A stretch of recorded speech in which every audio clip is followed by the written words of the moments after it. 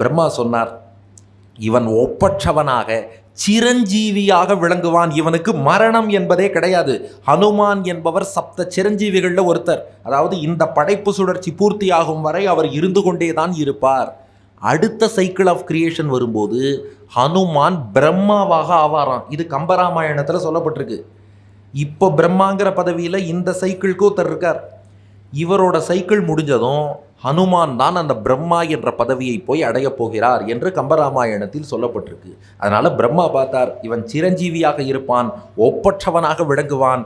அதுக்கு மேலே பிரம்மா ஒரு வார்த்தை சொன்னார், வானரர்கள் எல்லோருமே பெருமாளுக்கு கைங்கரியம் பண்ண தான் வந்திருக்கா, அதில் இவன் தான் ராவணனை வதைப்பதற்காக ராமன் வந்து அவதரிப்பானே, அந்த ராமனுக்கு முக்கியமான கைங்கரியங்களை பண்ணி ராவண வதத்தில் இவன்தான் பெரிய தொண்டு ஆற்றப்போகிறான் என்று பிரம்மா அனுகிரகித்து இப்படி எல்லா தேவர்களும் வரங்கள் கொடுத்துட்டு போனதுனால ஹனுமான் எப்படிப்பட்ட பவர்ஃபுல் பர்சன் ஆனார்னா, அதுக்கு ஒரு ஸ்லோகம் பாருங்க.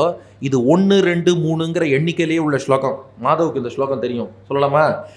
ஏகசன் அத்விதீயா ஸ்ருதி ஸ்ருஷிய பண்டித சாதுரஸ்ய பிரீத்தியா பஞ்சத்வஹீன ச பவனதனய ஷட்குண சப்த சப்தேஹே சிஷ்யோஷ்டாங்கி நவவியாக்கரண சணமதி ராமபக்த பரம் நக திஷ்யாத் ஆயுஸ் சுதீர்க்கம் தசலபன ரிபுகு பாக்யம் ஆரோக்கிய போக்யம்.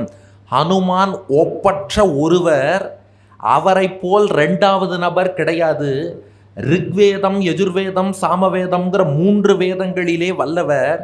நான்முகனாகிய பிரம்மாவின் அருள் பெற்றதாலே பஞ்சத்துவம் என்ற மரணம் இல்லாதவர். பஞ்சன்னா 5ன்னு ஒரு அர்த்தம், பஞ்சம்னா மரணம்னு அர்த்தம். பஞ்சத்துவம் மரணம் இல்லாதவர், 6 குணம் நிறைந்தவர். ஞானம், பலம், வீரியம், சக்தி, ஐஸ்வர்யம், தேஜஸ், 6 குணம் நிறைந்தவர். 7 குதிரை பூட்டிய தேரில் பயணிக்கும் சூரியனின் சிஷ்யர். 8 அங்கம் கொண்ட அஷ்டாங்க யோகத்தில் வல்லவர். நவ வியாக்கரணம்ங்கிற 9 இலக்கணத்திலே பெரிய ஞானி.